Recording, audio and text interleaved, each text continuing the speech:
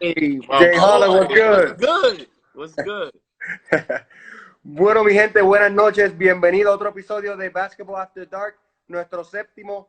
En esta noche tenemos un invitado especial, John Holland. John Holland, thank you for having us. Welcome to Basketball After Dark. What's up? Nice to be here. I seen what you've been doing this last couple of weeks with the quarantine. I like it. I like it. I see you, kid. I see you.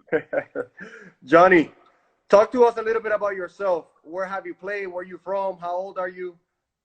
31. I'm from the Bronx, New York. Man, I played all over. You know, France, Spain, Turkey, NBA, G League, China, everywhere, But everywhere. lastly, you won a championship in the BSM with Santeros, didn't you? Oh, you already know what it is. Yeah, you know what it is. You was there. Don't act like you wasn't there. All right, Holly. Before we start talking about the pro ranks, let's talk about your days in college. You was very, Hold very on. Yo, you from Miami, right? yeah. Yeah. Who you playing AU for? The Tropics? The Tropics. I did play with the Tropics. Who you play for? Hey, I played for everybody. I didn't really play AU till I was a senior, but I played one tournament with the Tropics. Oh, so you're a One part of the family tournament, then. the Rumble in the Bronx with the Tropics, and my man Eddie Rios. Eddie Eddie Rios was Rios. a monster Gotta back in watch high out for school. y'all Miami boys. Y'all into some funny stuff over there. I don't know. They got caught up a little bit, but that was my guy. That was There my you go. guy. There you go. There you go. Yeah.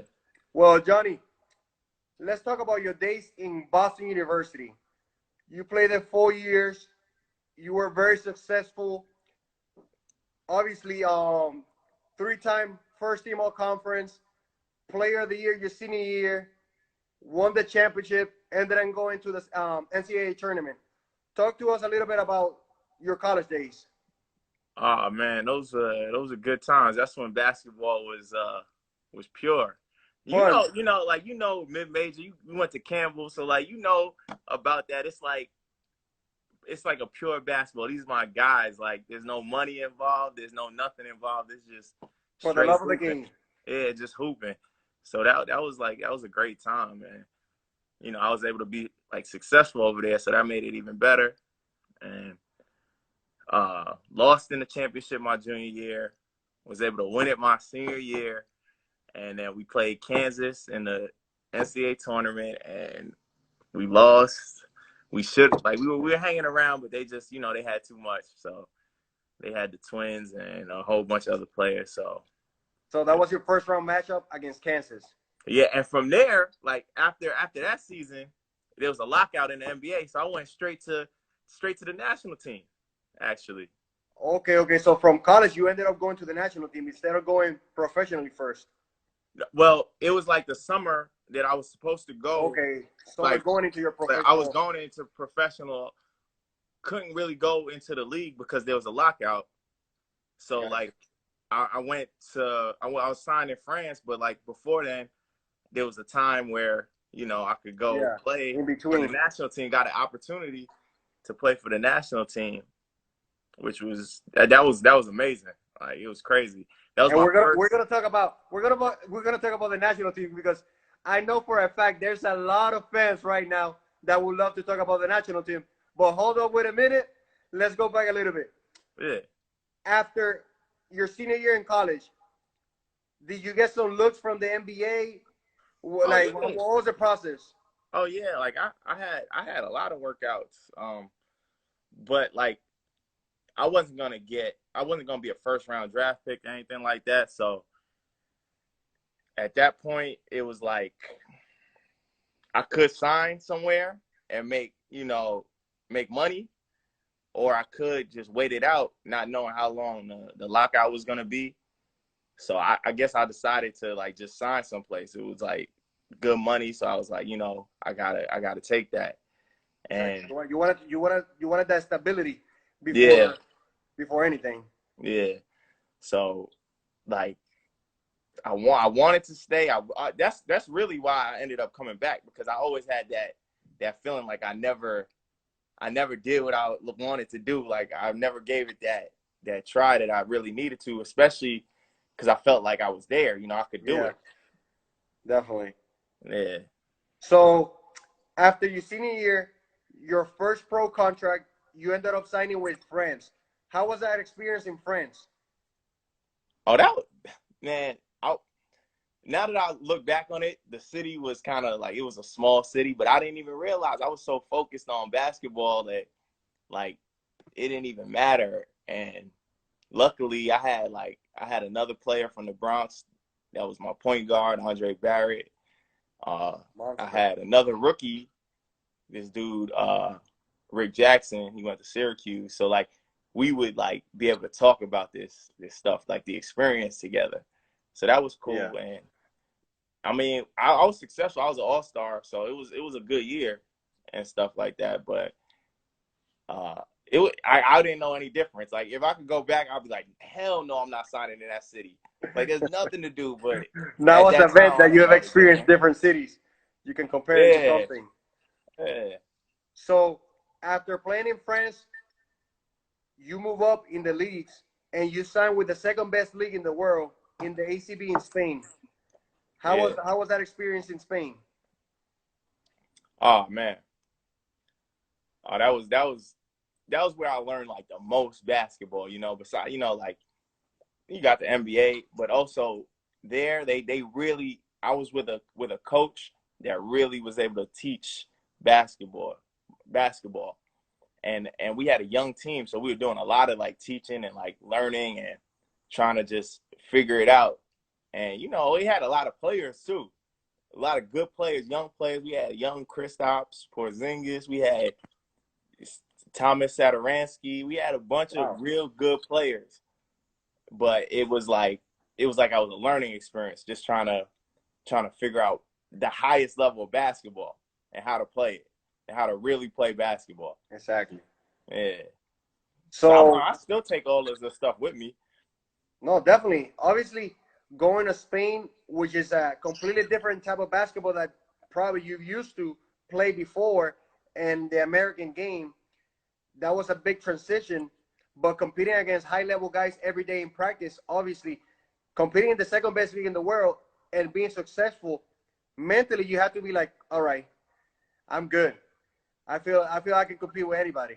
Looking back on the time, you would think like, yeah, but like I was so like into it that I wasn't even thinking of it as like the second best league in the world, or like we competing in Euro Cup and we doing this. I was just thinking like, damn, like I got to get better.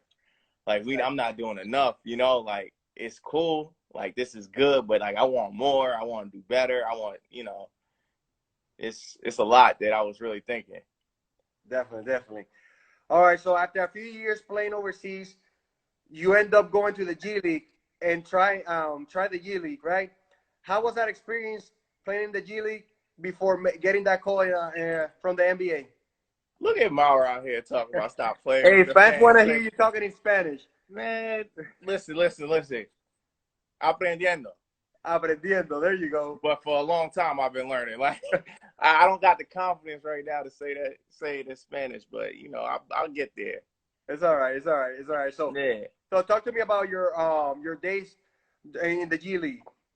Uh, you ever play anybody? You ever play in the G League? I did it. I did No. it. Man, It's a it's grind. tough. It can be a real grind. Like it's a real grind actually. Like So it's not you're making glamorized. really good money overseas. You know you Yeah, have to sacrifice if yeah, you because really want to make it to the NBA and accomplish your exactly. dream. So mentally, you have to adapt of playing in the G League, knowing that you're going to be making like Yeah, pocket yeah, no, money no. It was compared to what you've definitely a been making lately. transition. It was a transition, and like my mindset going in was like I already know that this is gonna be different. This is gonna be a battle, and it was like my first year there. Like me and my roommate. So he was my roommate, Quinn Cook. 2 years roommate in the trenches. So like we would be talking every night. Like, damn, how do we get out of here? Like, what do we got to do to get out of here? Like, this is like, do we have to?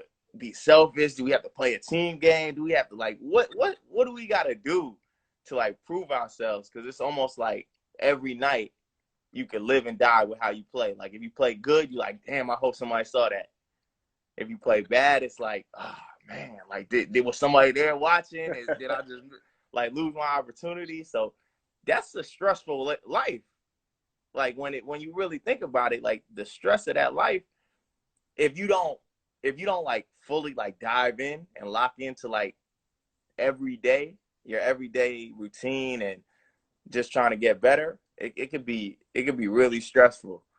But you know, I went through the whole season. Basically, we were in the playoffs when I got called up. Like it was the end of the G League season, and the end of the G League season, we're in the playoffs. We just beat the main Red Claws, which is Boston's G League affiliate, and we beat them. I had a good series, and like we were moving on to the next round against the number one team, the team that eventually won the championship. But then I get a call. I was sleeping. Talk to me about that experience. That came out of nowhere. Talk to me about that one. Getting that phone call. I was sleeping in my crib in Canton, and I get a call from my agent, and he says, "You're not gonna believe what happened. Blah blah blah. The Celtics want to call you up, and you got to get on a flight tomorrow." And the feeling is like, oh my God, like it's really happening. Like it's really actually happening. Like, wow, I can't believe this. And honestly, it was like bittersweet. It was bittersweet because I wanted to go there. I wanted to, you know, I wanted to be on the highest level. I want to play the game, but I also like was in the midst of a season. Exactly. So like I had to leave all my friends, all my teammates. I just had to get up and leave and just. And you're in the playoffs, go. so obviously you're battling and you want to win that chip. Yeah. I had to leave and I had to go to a completely different team where I don't really know everybody. I have no like relationships. I got to build all that over again. It was a tough situation because I was in the hotel in Boston, but still thinking about, damn, what's the game going on in Canton? Like we're in the playoffs. Like what's gonna happen? But obviously it's a blessing, and it was crazy. It was crazy. So after getting that phone call from the Celtics, and you had a little stint with the Celtics, you go back to the G League the year after, and the Cleveland Cavaliers sign you with a 2-way contract. Yeah, I went to the G League the whole year. I didn't get anything.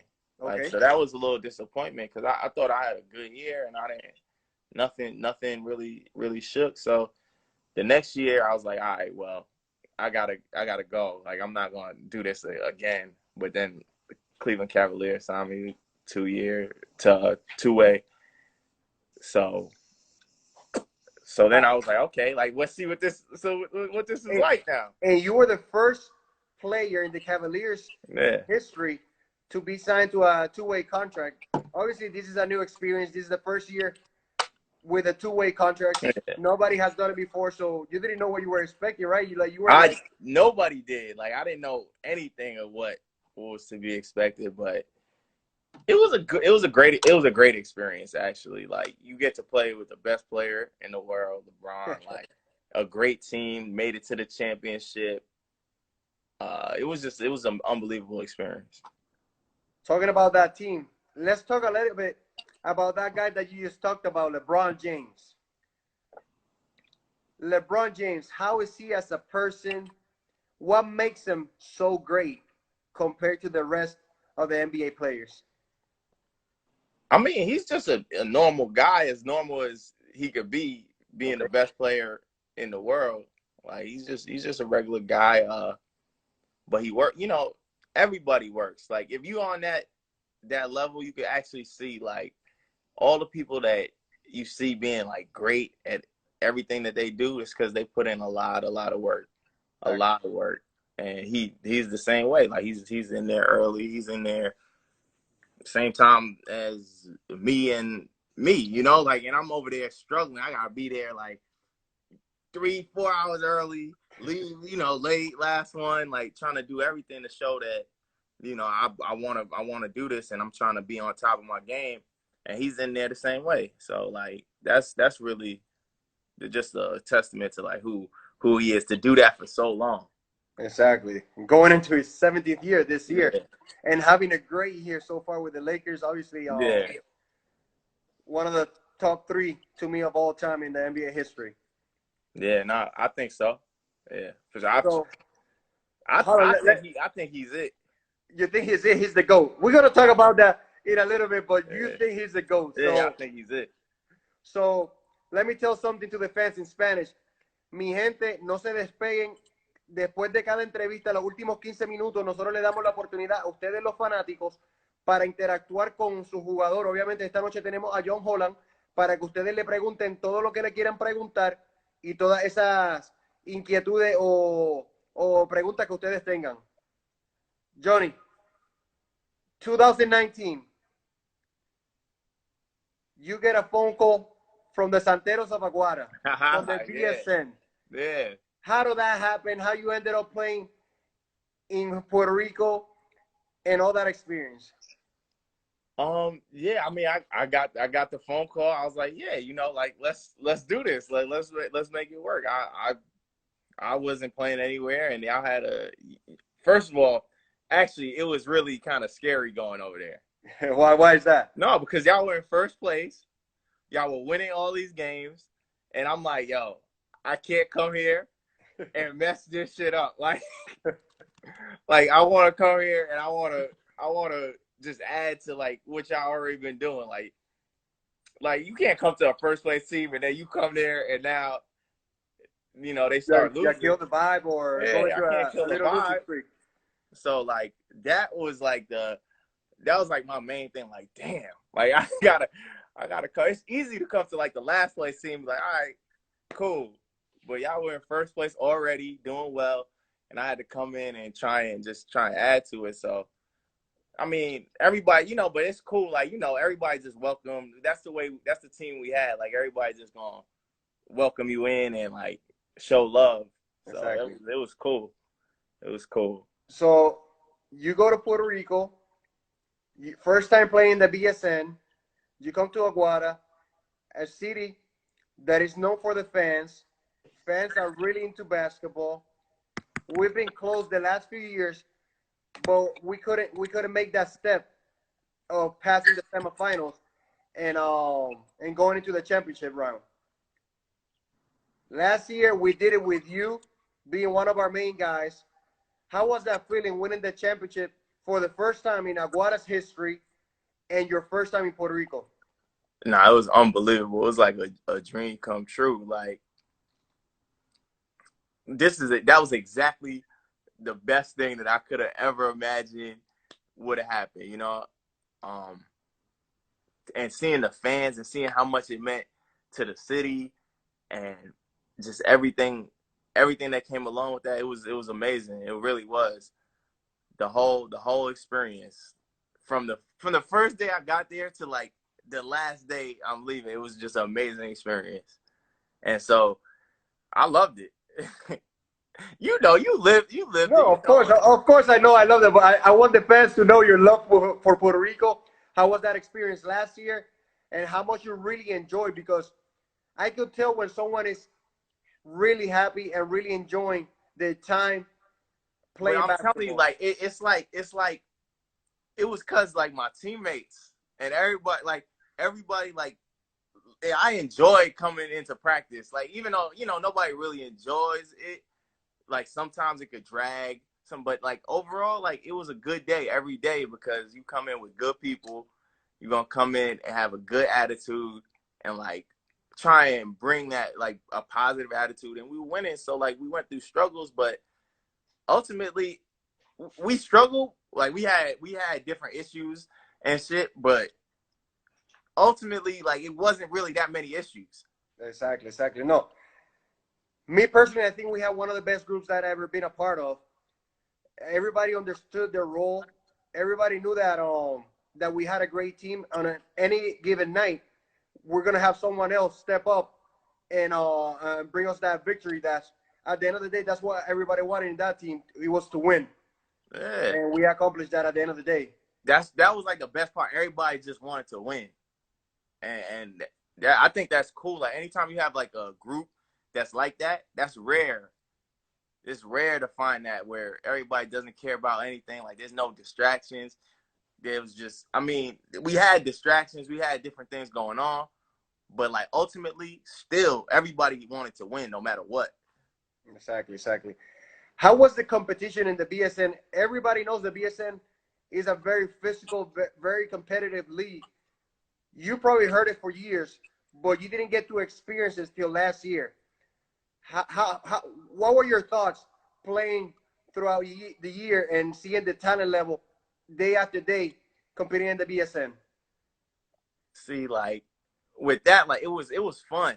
Like I thought it was so fun because like I would only see certain players and playing on the national team, and I really didn't like see them play in the BSN. So Exactly. like to see them on a nightly basis on the BSN doing everything that they do, like seeing Huerta, seeing everybody, like like all these players play on the BSN, like every day, seeing them on a different like stage. It was fun. It was fun to like because every night I would be like, oh yeah, I remember playing him. Like yeah, okay, yeah. So it was good. It was fun. It was a good challenge. Good. All right, fellas.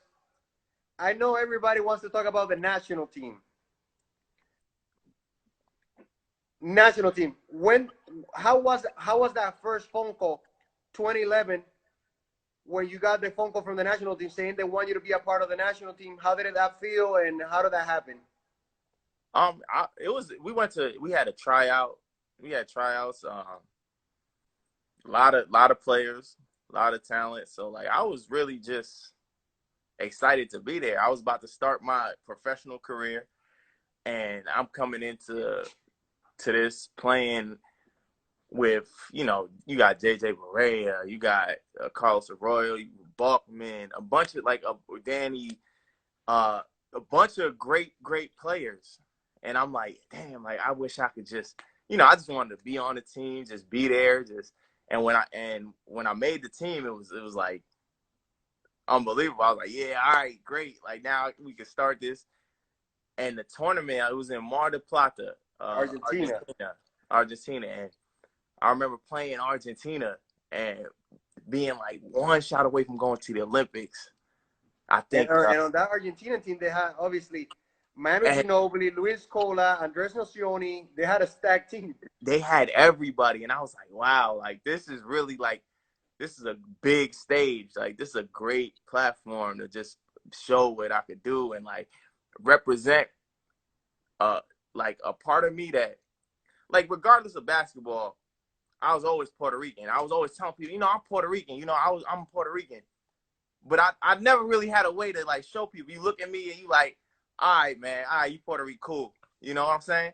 Yeah. But like the national team really gave me a way to like To prove really to to yourself and to everybody. yeah, like to have a platform to show people like, yeah, like he's really Puerto Rican. He really like I'm like regardless of basketball or not, I'm be Puerto Rican, but it gave me the chance to show people like and represent my Puerto Rican heritage.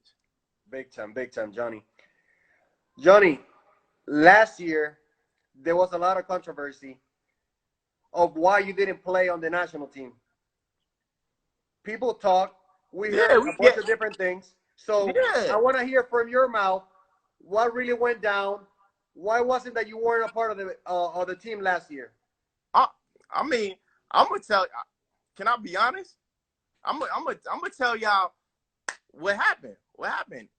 They saying, "Oh, I asked for money." Yeah, I did because I have how it is. The national team, like I played for free for years, and when like I was just saying, like in 2011, when I'm coming in, I'm seeing all this, and I'm playing for like the honor and like and just being on that stage and doing all that, and I feel like a lot of the time, what gets lost in that is the fact that it's a business.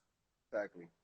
You know what I'm saying? Like all this stuff, the pride and all, and the honor and just the stage, you kind of lose sight of the fact that you're also in a business, and it's a business that if you're not getting paid, somebody getting paid. Okay. On some level. And at the point in my career last year, I'm 31, and I was like, I could play. Puerto Rico has so much talent. There's so many people that could play. I could play, but it's like if I'm gonna play, if I'm gonna risk this, and you know, in the finals I hurt my ankle, like I was out. You know what I'm saying? Like I wasn't. Yeah. I'm not at full strength. I'm not here to like, you know, I'm not 25 anymore. So like if I'm gonna take that risk, what do you do for a living? You play basketball. Exactly. And you get paid to play basketball. Exactly. And my thought was like, if I'm a professional basketball, I gotta get paid to play, to do that. And I mean, I'm not trying to get it. I'm already suspended, so I'm not trying to go any deeper. But like, my problem with the federation is, I feel like sometimes they use their power to suspend people and to kind of force players to play when they're injured, when they're hurt, you know, like they're tired, you know, and they say, oh, if you don't play, you know, we're going to suspend you. And I don't think that's right, because Puerto Rico has so much talent. But, you know, I could get deeper into this, but I'm not about to. No, hey, we're good, Johnny. I'm already suspended. I'm not trying to. Let's talk about that suspension. You got suspended for a year for obviously for what happened. How did that feel when you got that suspension? And honestly, like it hurt my feelings. Like it hurt my feelings because one, I was, first of all, I'm having a private conversation with the federation, and I feel like they went out and they went to the media and they made it seem like, oh, all I care about is money, and like they gave a real perception that I don't think like that's not true. And that kind of that hurt my feelings. And I'm gonna be real, like it hurt my feelings, like because they know all the years that I played and who I am, and like everything that I've done, and I've gotten hurt playing on that. I didn't go to the last World Cup because I got hurt playing with them. I was injured again when we went to like Venezuela or something. I got turf toe. Like I got hurt playing with them, and for them to go take this private conversation and go out and I don't know, maybe I don't know what happened. You know, you can't say what happened, but you know, like you make it seem as though like I don't care about money and this is all I care about, and you know he don't care about the island or he don't care about anything else. And I think that's messed up. And I was hurt. Like so obviously, you know, everybody knows that you love Puerto Rico.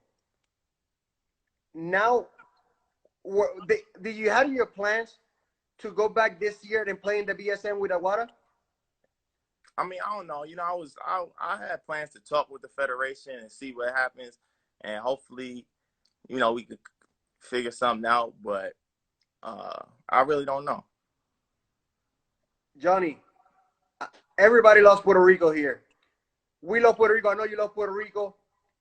Everybody wants to see you succeed and be a part of the national team, the Puerto Rico national team. Puerto Rico's better with you on the team. Everybody knows that you're a great player. Is there any chance that we can see you back again with the national team? Yeah, I mean, like I love, you know, I love all my teammates. I get along with everybody. It's not a problem with that. Like Coach Eddie, that's my guy. Everybody's cool. So I don't have a problem. I'm cool. Anytime I put on that jersey, it's an honor. It's always been an honor. So I don't take it as like, I don't take it for granted. It's something that if you put it on, you know, I'm gonna play as hard as I possibly can and do everything that I possibly can to try and help us win. So I mean, I don't know. It's not it's not all, you know, it's not all up to me, you know. No, exactly. But all I wanted to know is you're willing to obviously to try to fix everything so we can see you again once. I don't know if it's this year, next year, but Yeah, hopefully you yeah, can yeah. come You back know, like and that's represent something, us you with the know, national team. that's something that I would love to happen if Okay, you can figure it out. definitely. So you heard it here first. Johnny Holland, we would love to have you back with the national team. Obviously, hopefully everybody can make it happen. Everybody puts a little bit so we can make it happen. All right, so Johnny, everybody has different rituals before a game. Some take a nap, some usually put their shoes the same way, their socks. What kind of rituals do you have on game day? uh, I honestly, I really try not to like keep any type of ritual because like then I start getting superstitious, and if I don't do it, I feel like I'm gonna play a bad game. But the only thing that I really do is I try and get tape my right foot first. That's it. So that's the only thing you do. Uh, yeah, Do you okay. usually So take I naps? meditate. Like, do I you usually? meditate. Oh, you I meditate. Okay. meditate. I do a little meditation visualization thing with myself. You know, that's just like private. I try and visualize and try and meditate and see everything that's gonna happen and relax and clear my mind. Definitely. Okay. Johnny, Hey, people want to know what's your ritual, huh? we're gonna talk about that here soon, so don't worry about it. Um, Johnny, favorite NBA team, favorite NBA players, and your top 5 players this year. This year? Are we just We're doing talking this about year? this year. Oh, that changes things. That Yep, changes yeah. things. So, Damn. so who do you have winning it all? Lakers. Lakers Lakers. winning it all. Yeah. Favorite NBA player? My favorite player? Yeah, It's between LeBron James and Jimmy Butler. LeBron James and Jimmy I Butler. like Wow. Jimmy Butler. I Jimmy. think Jimmy Butler. I like him because like his story is like Underdog. coming from the bottom and working, Exactly. and he could do everything. You know, he had to come up, show that he could do everything before he really made it, and he's a winner. Like I love that. I love that. Like that's my type of player. So if you had to pick your All NBA first team, who will be your 5? Ah, damn. All right, so you got LeBron, Giannis, Kawhi. Okay.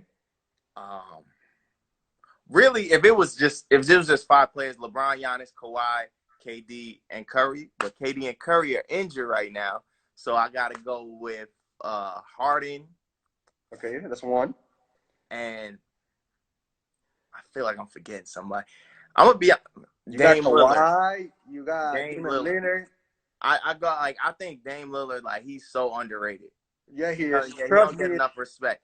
He's I been try killing it telling for a long KJ time. Mara every day. He thinks that Trae Young is the second best point guard in the league. I'm telling him, Mara, stop it, please. Go back and meditate. Damian Lillard is way better. Nah, like Dame Lillard been doing this for a while, and he got everything. So I think I'll go with Dame Lillard. Definitely. Fans, remember, last 15 minutes of the interview, he's going to be answering all your questions. So stay with me. There's a lot of basketball players and a lot of young guys that want to be like you. They see you as an inspiration, as an idol. What can we tell those young hoopers growing up right now to so they can keep with a dream and hopefully one day they can become the type of player that you are? I just say, believe in yourself. Like you gotta believe in yourself, and not only believe, but like put in that work and put the work behind your belief. And I think with that combination, that confidence, I think it's almost inevitable if you're willing to put in the type of work that it takes to be great, and you have the confidence, then I think you can't really lose. Big time.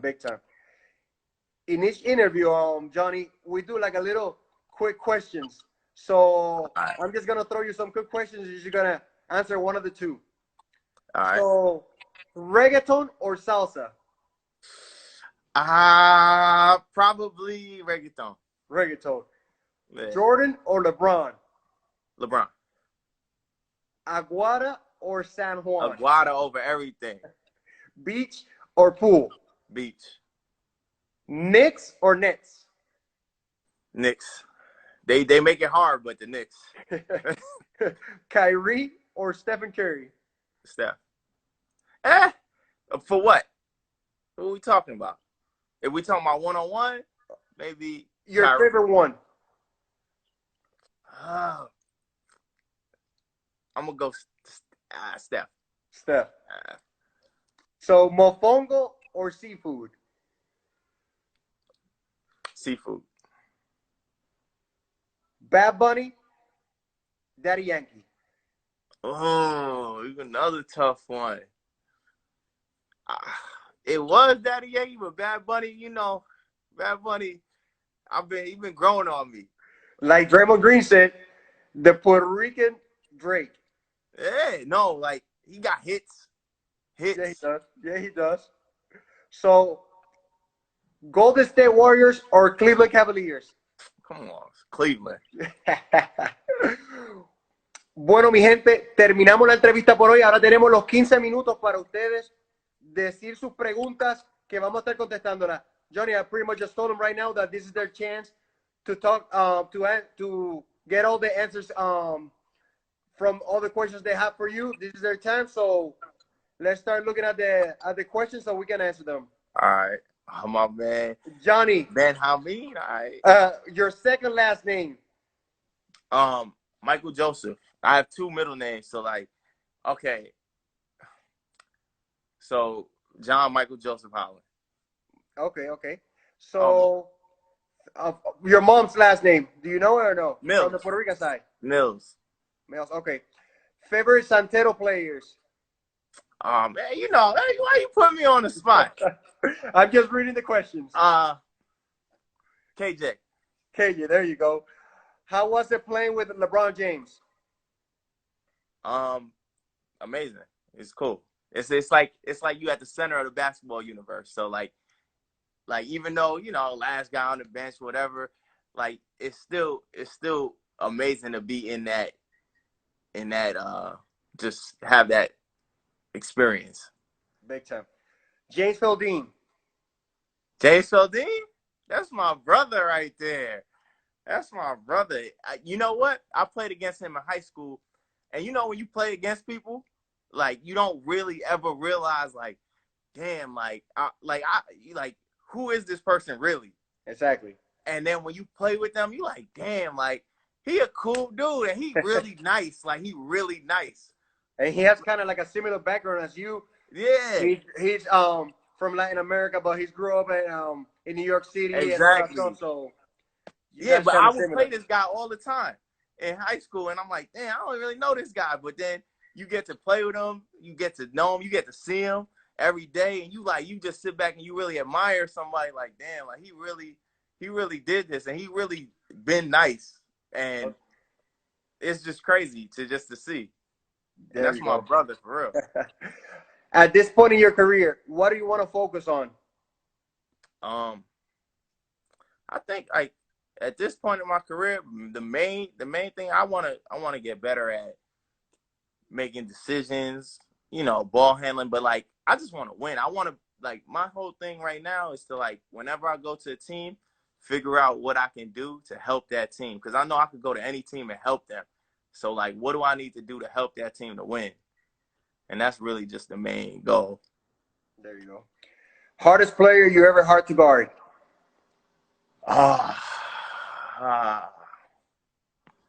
Hardest player that I ever had to guard?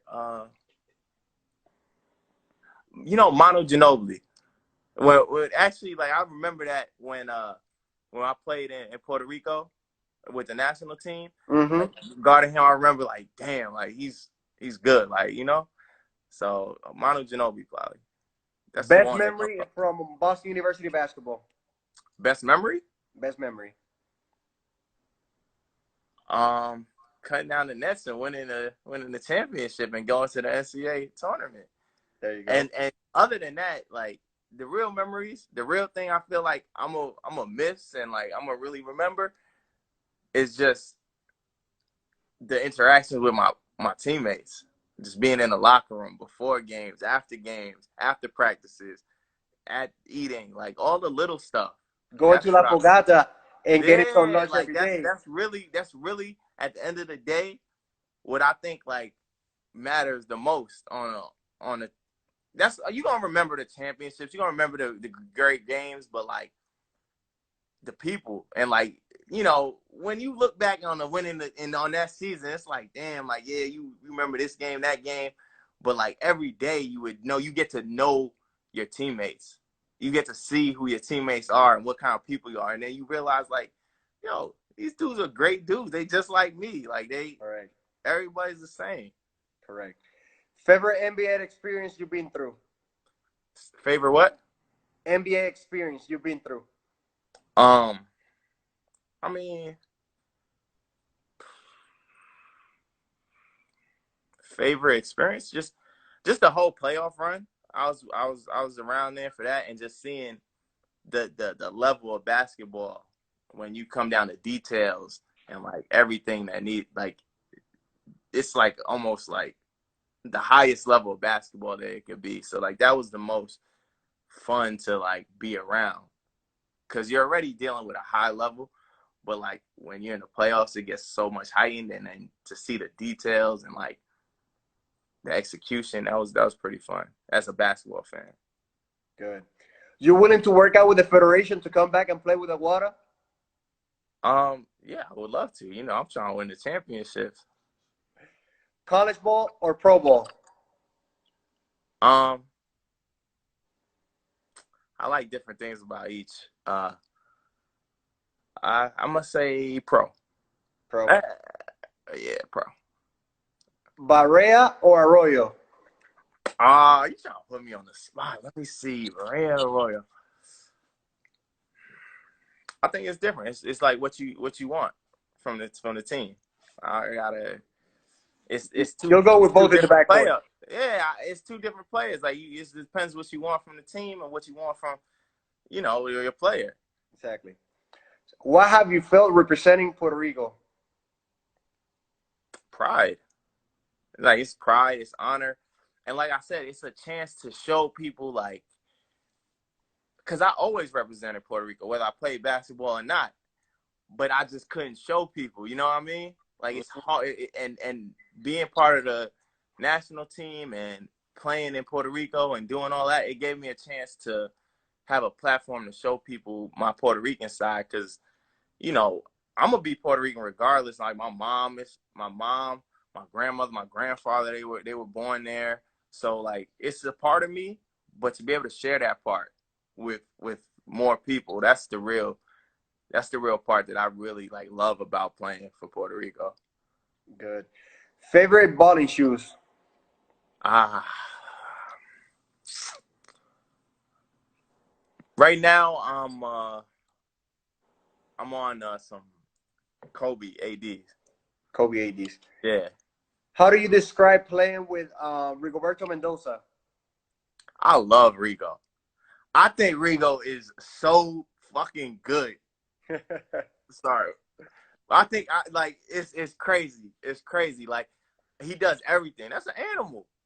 He's a He's a dog. great player. He's a He's a very dog. great player. He's really a great player. He'll defend. He could shoot. He could pass. He could do it all. Like I Very, think very he's underrated. perfect. Like I love playing with Rigo. Player that surprised you the most in the BSN? Let me see. Player that surprised me the most.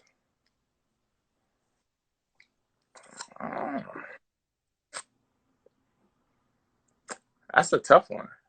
I don't know.